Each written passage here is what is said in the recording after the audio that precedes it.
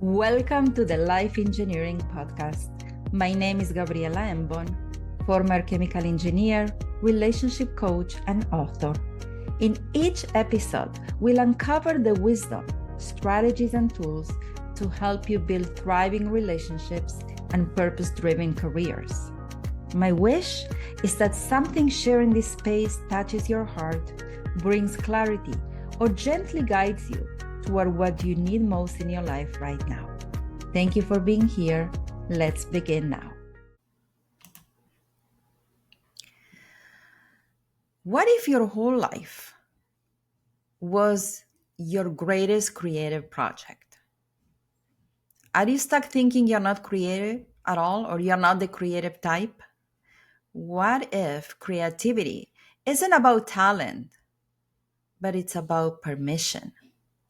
In a world that rewards conformity, how do we reclaim our wildest, truest ideas? Welcome everyone to this wonderful episode, because today our guest is the amazing Pia Leichter. Yes, I said that, I hope properly. And she didn't just choose the creative path. She actually redefined it. She's a creative partner, a published author, a certified coach, and an entrepreneur. You're going to hear her path. It's nothing but ordinary. A recovering nomad, as she refers to herself. She's reported as a journalist in Sri Lanka, graduated summa cum laude from NYU, and worked as an award-winning creative director for some of the biggest brands in the world. Now, as the founder of Collective Studio, she's uniquely positioned to co-create wild visions and ventures. She also recently published Welcome to the Creative Club, a book that challenges everything people thought they knew about creativity. The book has been praised by Google's global head of creative and innovation as life-changing, and by iconic fashion designer Betsy Johnson as a wild ride. Part memoir, part guide, it invites readers to make life their biggest art project and reclaim their creative power. Welcome, Pia. I'm so excited to have you here. Thank you so much for having me, Gabriela. What an introduction. I really appreciate the warm welcome. I'm excited to have this conversation with you, which feels we've been conversing for a while, and we had to pause our previous conversation to start the podcast because it felt like we were already recording. Tell us more about your journey, because it's nothing but conventional, from a journalist in Sri Lanka to a creative director for global brands. And now you're the founder of Collective Studio. Tell us more about when did it start? What's the thread that connects all of these roles? I'm really curious to know more about your journey. Wonderful question. Well, I guess the thread that connects all these roles is creativity, right? So from working as a journalist, that was a wild experience because it was my first time in a very different place in a very different country, and I had to learn how to navigate a different culture. I expected a story just to be given to me, like, okay, Pia, we want you to write about this. And the editor, who was amazing, was like, think about what you want to write about and you pitch us, let us know. And I remember I was young at the time. I was like, what? But it was a big creative opportunity to think about stories that mattered to me. I did not touch the civil war at the time in Sri Lanka. I was not, I did not have the background or expertise. There are many, many people doing that. So it was just, what could I write about that felt passionate and important in the world? And it was a wonderful sort of beginning to also reclaiming a sense of independence. Like, I can do this. I don't need to be told what to do. I can figure it out, even at a very young age. Also in a business setting. I think I had learned that throughout my life in a personal way and environment, but this was sort of an introduction into that sort of rebellion or independence or agency at the very, very start of my career, which was such a gift.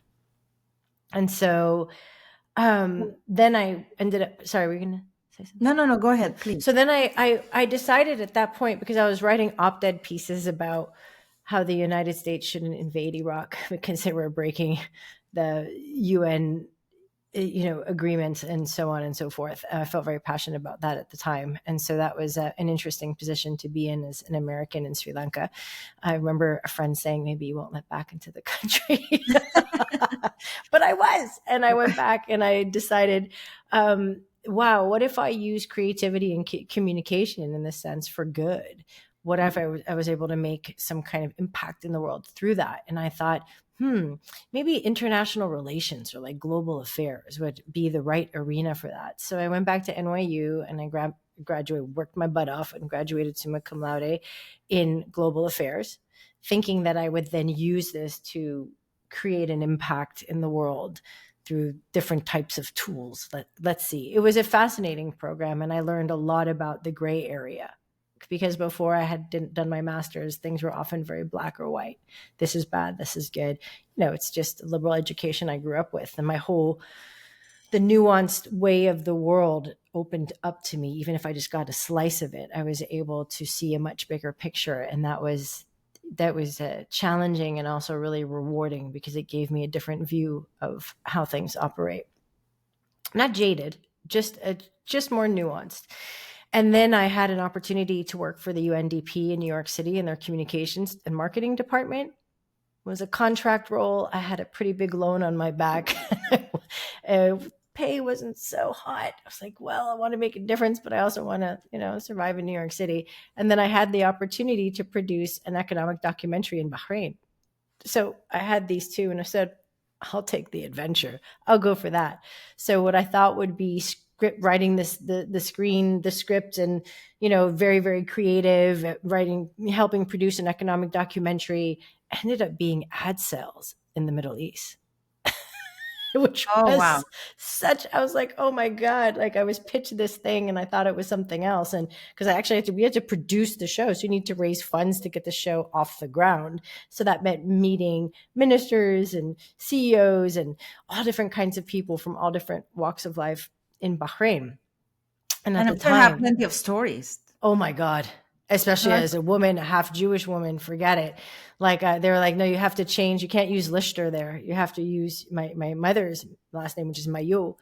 And it's interesting, sidebar, I've never felt more Jewish than I felt in Bahrain. Because I remember I had a meeting with one of he was the owner of sort of like the Western Union in the Middle East. So he was, doing quite well and fascinating man to pitch him if you wanted to help fund the program and be on the program and everything. And he looked at me and he said, you a member of the tribe? Are you? And I was like, yeah, half. Yeah, sure. And he's like, why don't you come for Shabbat dinner?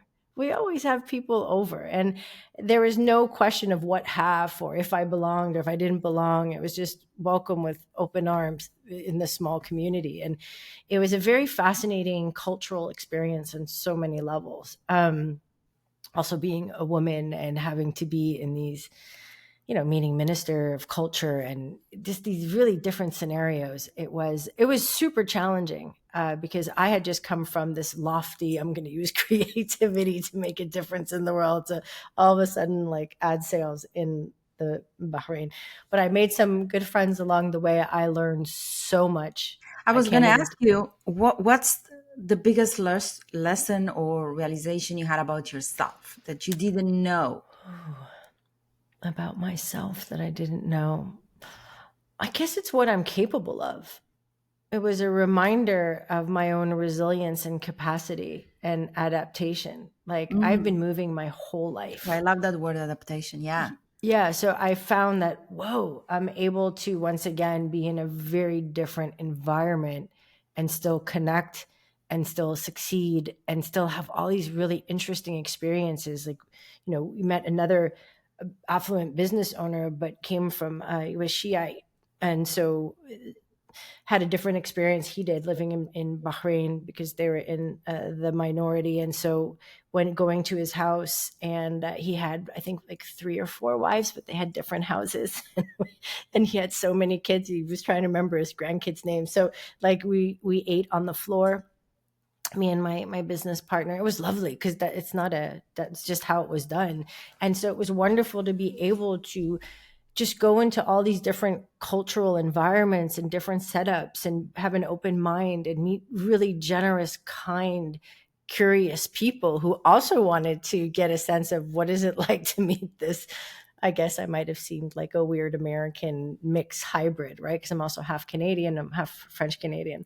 So, and there was so much warmth as well, and so much openness, which is not what many people expect. And there was also some hard situations as well, too. Like it was not just all a walk in the park, but it taught me that I'm able to adapt and I'm able to connect with people from very different backgrounds, and that they just reinforced a lesson I think I already knew, but was wonderful to rediscover as an adult because I had been moving around my whole life, like That's since I right. You was a kid. describe yourself as a recovering nomad.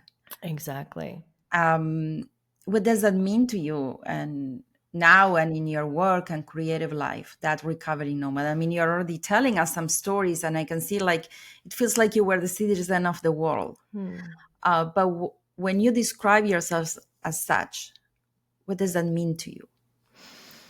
Well, recovering because when I grew up, my mother was a wonderful wild child, a hippie, and loved different experiences and moving. And she liked do overs, you know? So she went to New York on a motorcycle with her boyfriend from a small town in Quebec when she was 17 and went right to New York City. And so then later on met my father. So when I was born, I was actually born in Canada. And then a couple of years later, my parents moved to Spain.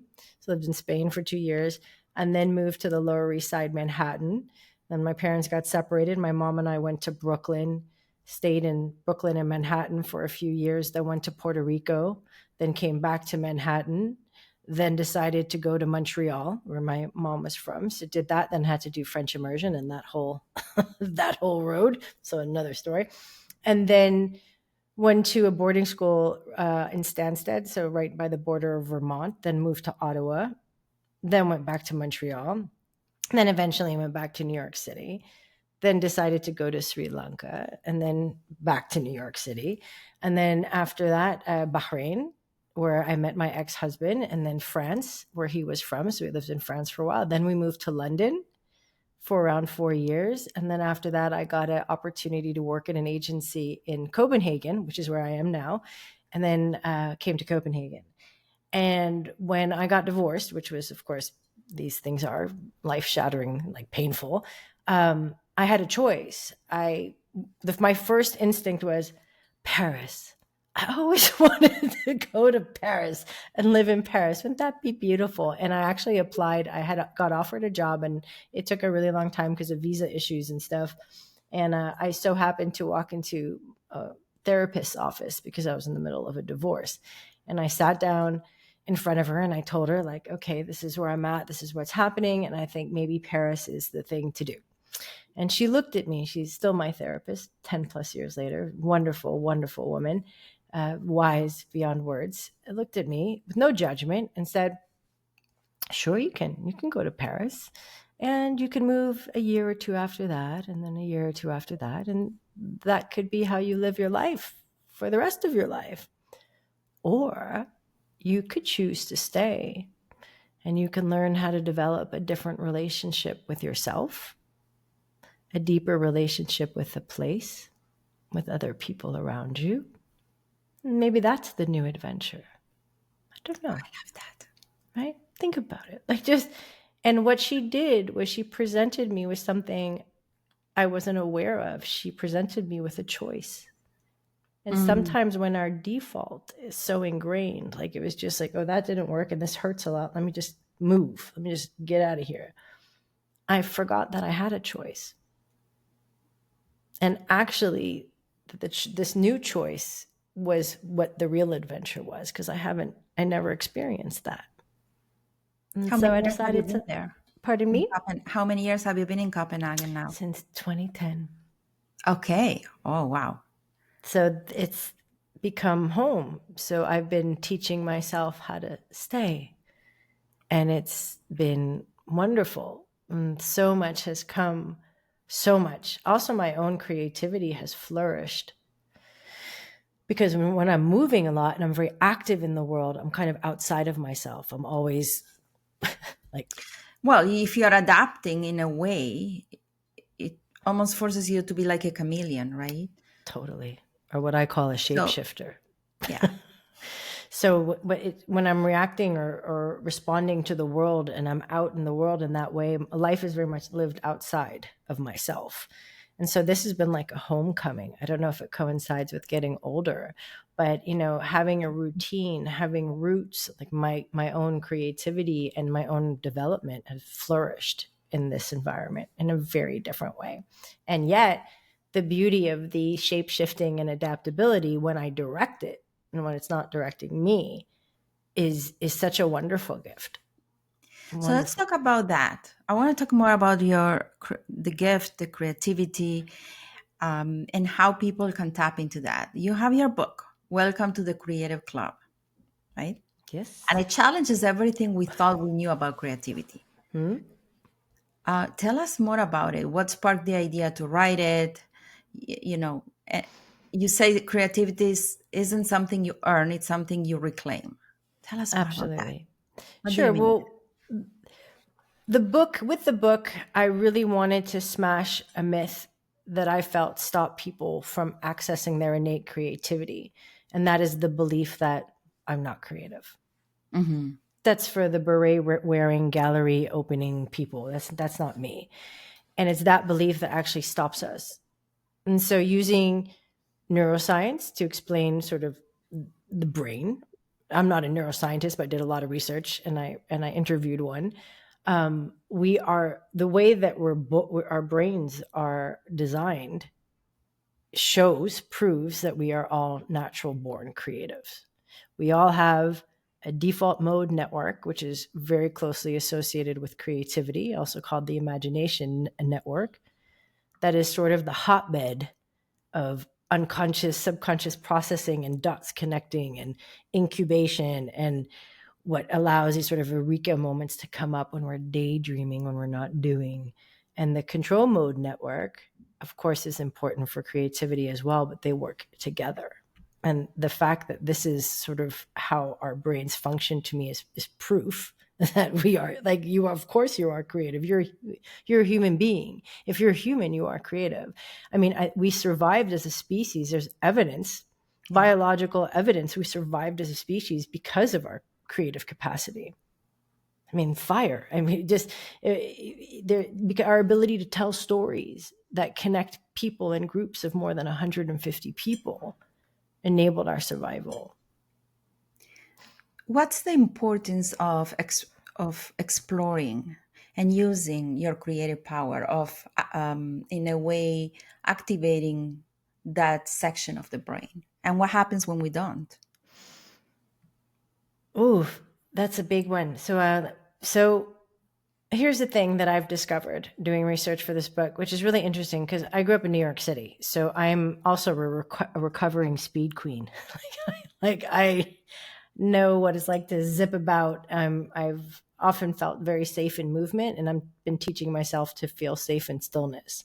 Now, Mm-hmm. where this connects to creativity is that if we look at the creative process, at least as defined in the 1920s by Graham Wallace, it's contested. Some people agree, some people disagree, but generally, as a psychologist, I think it's very interesting just to consider as a theory that the creative process involves 4 different stages.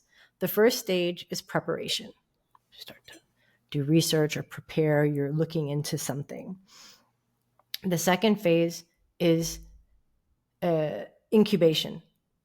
So that's when we're not actively preparing or researching, but we're just doing other things, and the thoughts, the ideas are kind of like incubating, marinating within us. Then when we allow that process, we have a moment. The third stage is illumination. So it's like those eureka, aha, like when we're in the shower, when we're driving and this like penny drops, you're like, oh, there it is. When we're not, again, there's space. We're not actively trying to solve anything. And then the fourth one is verification. So then we can verify whatever dots connected, eureka moments we had to say, okay, how do we want to verify this or take this further or further unfold this? And I think what's interesting as I was doing this research is I noticed in our Western culture, we've over-indexed on 1 and 4, preparation and verification. There's a job number for that. You can put that in your calendar, right? Number 2 and 3, incubation and illumination, are what happens when you're not doing something related to the task. And that's very much connected to daydreaming and the default mode network. It's when we're not thinking. It's the thinking we're doing when we're not thinking, if that makes sense. Would you call that inspiration? Definitely. But we have some, like there's a seed, there's some preparation. So there's some groundwork that's been laid. But That's right. I just want to, what you're saying resonates with me so much because I spoke at a conference last week.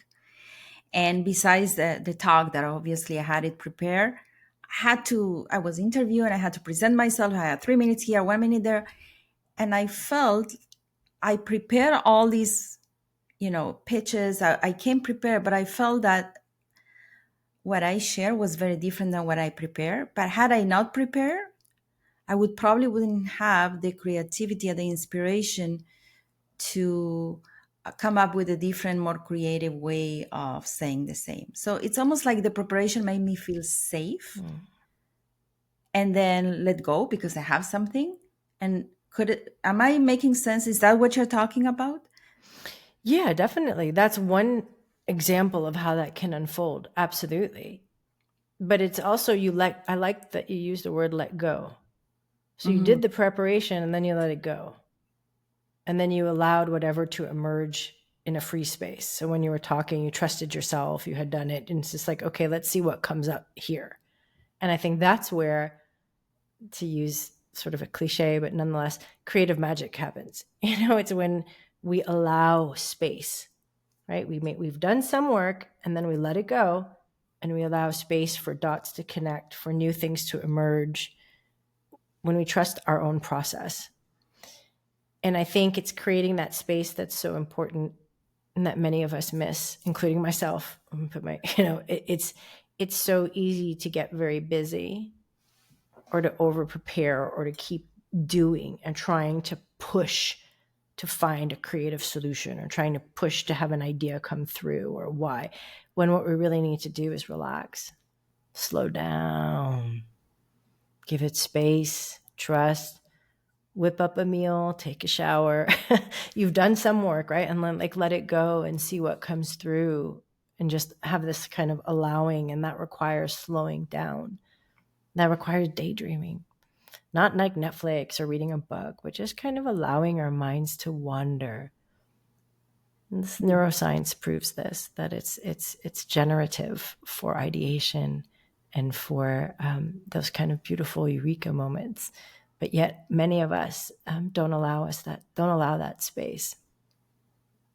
So how can someone in a very structured analytical profession, whether it's a lawyer, a doctor, an engineer, an accountant, just to name a few, how can they tap into their creative potential? I have to tell you that when I did a career change from engineering to coaching, I was at the stage that I knew what I don't want anymore. Didn't know. I was exploring what's next. What's the next chapter? How does it look like for me? But I remember feeling there's nothing else that I know how to do. Remember feeling that if I'm not doing engineering, I don't have any other skills. I'm not creative. I don't have, any other gifts that I can build on. So how can someone that is, as I said, very set in their own structured way, tap into their creative potential? Well, I'm going to share just what I heard when you were saying that. What came up for me is that oftentimes I think there is kind of a cross or a confusion between our value being in what we do and not in who we are. So even though you were changing careers, you're still Gabriela. There's no one else like you who thinks like you, that approaches problems like you, who has the way of being in the world or the perspective like you have. That's extremely creative and very unique when you're in touch with yourself. And I think the space of not knowing can feel really dangerous. It can feel scary, like, oh, but it's also the realm of infinite possibilities. When we don't know, anything is possible. It's such a juicy creative realm. Like, if you approach anything, especially creativity, like I want to find, it could be illegal. I want to find a new legal argument for something that hasn't been done before. That's very creative because it hasn't been done. Like, what would be my take? What's my perspective? Being in the realm of, I don't know. I don't know. Let me see. What could it be? Is really powerful, rather than I have to know what is it. If I don't know, then I'm lost. It's building the capacity to be in this unknown uncertainty, because that is the realm of ideas. Because whenever we're about to create something, especially something new, which is per definition part of what makes something creative. Creativity is not it's not a repetition, or it's not something that you're what's the word I'm looking for? You're parroting, right? There's nothing creative about parroting. It's about getting closer to what's coming through from you. What ideas are new? What is this? Maybe it's even the way that you put things that already exist together, but you do them in a very different way, your own unique way. So I think that just requires us to be comfortable not knowing. So what I was going to say was, you never approach something. You don't approach creating something with the idea that you already know what you're going to create. Or how? You have to be comfortable not knowing, and also you get to play and have joy through, like, I don't know what this is going to be. Let's find out. Like, ooh, we're going to have fun with this because I trust myself, or I'm enjoying this. This is something I love to do. It's like making a recipe, making something for dinner that's not in a book. And you're like, ooh, I don't know. Is pomegranate seeds going to be good? Let's find out. Like, I don't know. It's experimentation. It's play. And I think allowing ourselves to be in that space is really important and powerful to reconnect with our creativity. So especially, it takes courage. So when you're like, I don't know what this next step will look like because I've never done it before, you're in a very, very creative, expansive space. And I'm sure that it took a lot of courage, and you have to build the capacity to say, like, okay, I don't know. Let's see. What is this going to be? And then there's trusting in yourself and your ideas and your way of being and seeing the world, and reconnecting to that part of you, to yourself, is really important. I love that. Love that. The allowing yourself to play, to experiment, even if it's in aspects that are not related to your work, right? So 100%. for those structured analytical professions, would you recommend that they start with that? Well, first I would get curious of what it is that they're looking to create. Like, instead, like, just creativity. Like, I think we all have certain yearnings and certain desires for something that we want to make real in the world. And that's why creativity is really important. Creativity is not just art. It's not just the domain of art. Yes, that's one very powerful expression of creativity. Absolutely. But creativity lives in virtually all domains, especially science. That's right. As someone who you work with entrepreneurs, you work with visionaries, let's talk more about that, because you started saying it's all about first, what do you want to create? So how do you help these people co-create wild visions? Take us through take us through that journey, through that process. A lot of people, whether entrepreneurs or executives or creatives or artists for that matter, that come to me are at what I call like a sticky juncture. They're at a point where what they used to do, even if it was very successful, isn't working anymore, or it's not as fulfilling as it once used to be. They know this now. So the whole creative process of, like, I don't know, and then and and you do it really, really well, and then right? Then you know where the ceiling is, you know where the walls are, and something else is calling you.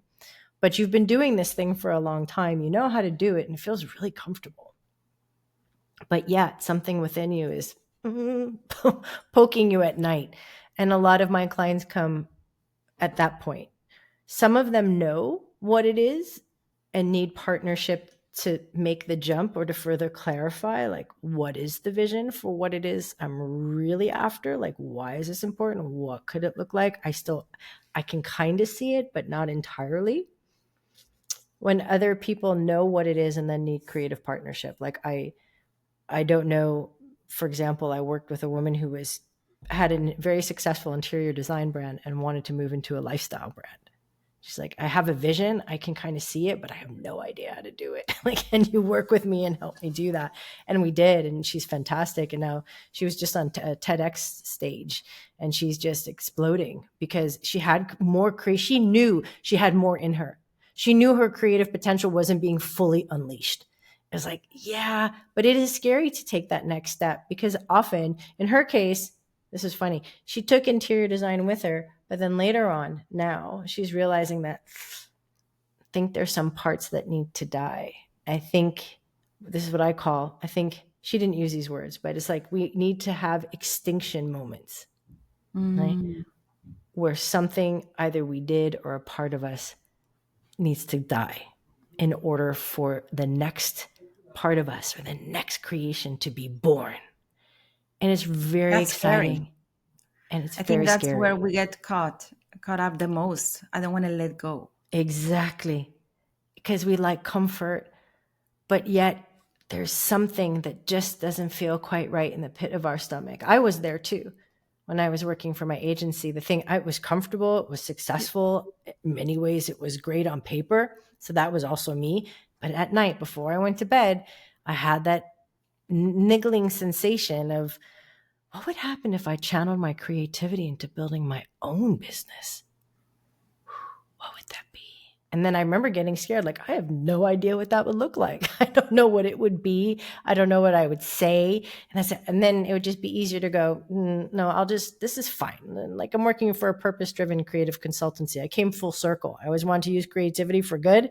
I'm full circle in my career for doing that at an agency that specializes in that as a creative director. Why do I want to go anywhere else? And it took a sudden life event, my mother dying suddenly in 2021, to remind me that this life is finite. This is it. We all have a hidden expiration date, and we don't know how much, we don't know what, nothing is guaranteed, and we can't take anything with us when we go. So what am I so afraid I don't of? want to take regrets with me when I go. Hell no. But what am I so afraid of? And if not now, when? There's never a right time. That time doesn't come, a time where because that was another thing. Like, I just wanted to know what it was before I leaped. That's exactly giving ourselves permission to take a leap of faith without having all the answers, without It's knowing. it's a requirement for your creative expansion and unleashing your creative potential. It's a requirement. I believe very firmly in that. That, if I would have waited to know exactly what my business would be, I would never have leaped, because I only found out by building it. Just like my book, I only found out what my book was going to be about by writing it. I didn't know ahead of time.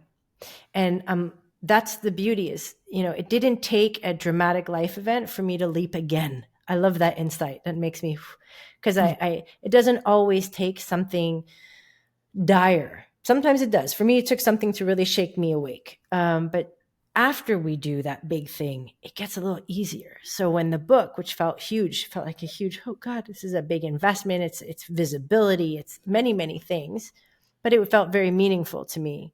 And I didn't know what it was going to be, but I remembered I didn't know what my business was going to be either until I jumped, and then it started to emerge as I was building. Before So before I had the banner on my Facebook saying you don't need to figure it out to start. You need to start to figure it out. exactly. Yeah. Exactly. And I think there's I a believe that Rumi, wholeheartedly. Yes. 100%. And I think there's a Rumi quote was, as you walk, the path appears, Yeah. right? That's Absolutely. The clarity is in the path, not in the starting 100%. line. And it requires faith. It requires faith, it requires belief, and it requires courage. But it makes us feel extremely alive. And isn't that what we're here for? To be alive? Faith and courage are difficult choices, but the most difficult ones lead to an easier life moving forward. And the And easy choices, which is to stay within your comfort zone, to compromise, are the ones that actually create a more difficult life. Isn't that 100%. paradoxical in a way, and yet so truth about life in general? Absolutely.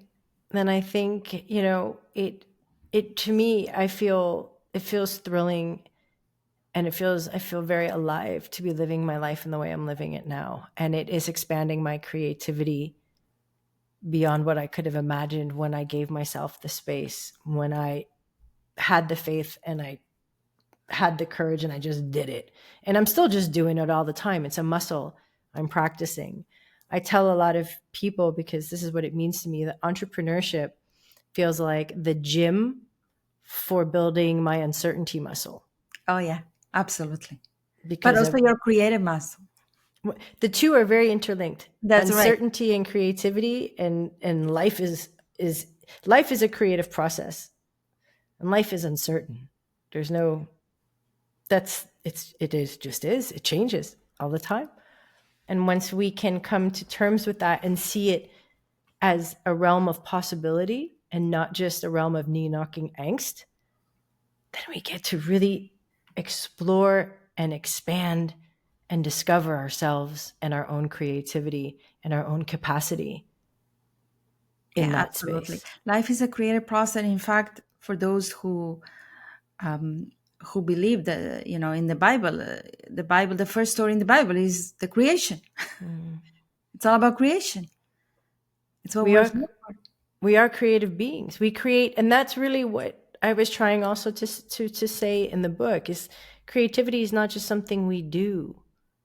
It's a way of being in the world. I love that. We get to create our own stories about how we see the world, the beliefs we carry. We get to create our own experiences, but we have to become aware of what scripts are running, what beliefs are running. And then if we become aware of those, we have a choice. We get to creatively direct the next scene. We get to choose the playlist. We get to be the protagonist. We get to have the set design. Okay, how do I want to create this experience for myself? I mean, I caught myself the other day. I have an audiobook. My audiobook that I narrated is going to be launched in the summer. And for some reason, I had anxiety. I just kind of, oh, what am I going to do with the launch? Like, and then I was writing morning pages and I just kind of, how do I want to create this experience? Do I want this launch experience to feel really anxious? Like there can be some nerves. That's normal. I was like, hell no. I want this to feel fun and good. And yeah, sure, there'll be some nerves because that's life. I'm human, but I don't know. This is not how I want this episode to run. And then I get to redirect. Mhm. And I think there's nothing more creative than designing your experience of life. Oh, powerful. And I want to conclude by asking you this for our listeners. If somebody listening feels like they lost touch with their creative self, what's one small, powerful step they can take today? I would love to invite you to romance yourself a bit, to just spend time meeting yourself again. You're so busy. And that could be taking yourself on a date. That could be asking yourself a question you would ask someone that you just met that you were really into. Yeah. Like, Oh, that's beautiful.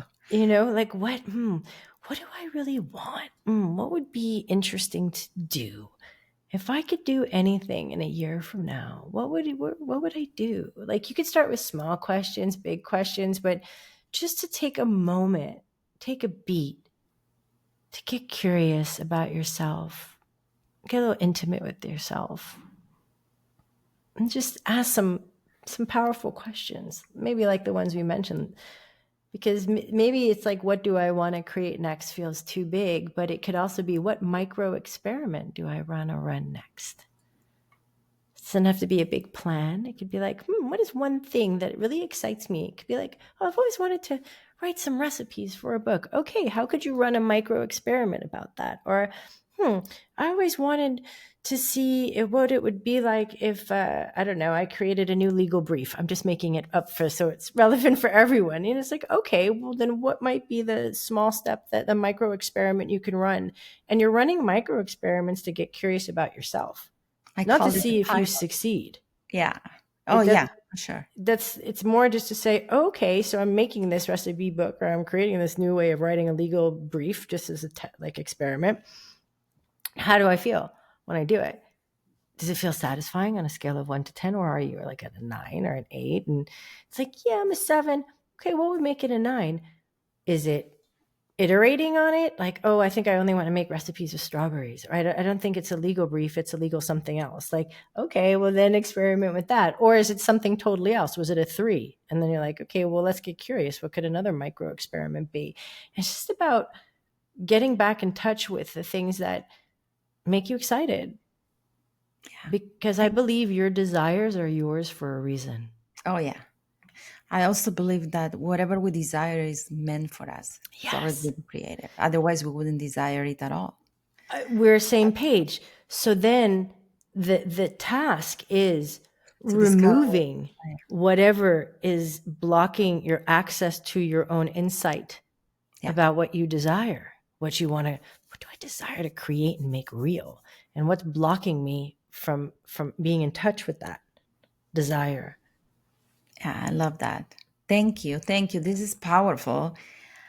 And it's inviting and it's inspiring, which is really what we're doing here, right? It's all about helping people create a life of no regrets, or a life where you don't compromise on what's authentic for you. So 100%. can you tell us where people can get a copy of Welcome to the Creative Club?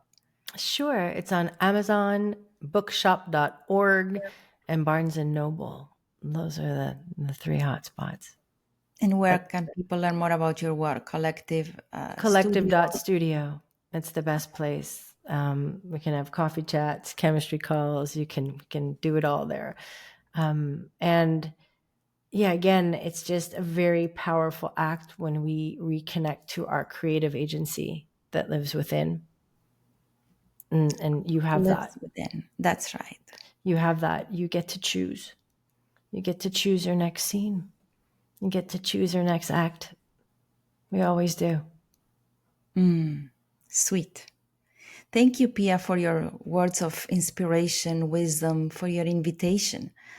It's really reminding our listeners that creativity is not a luxury. It's a life force, as you said. So I hope this resonated with you, dear listeners, and I invite you to subscribe, to share the episode, and start building a life that you are excited to co-create. Thank you, Pia, for sharing all your wisdom, your creativity with us. And tune in for the next episode in 2 weeks. Bye Thank for you so now. much. Bye.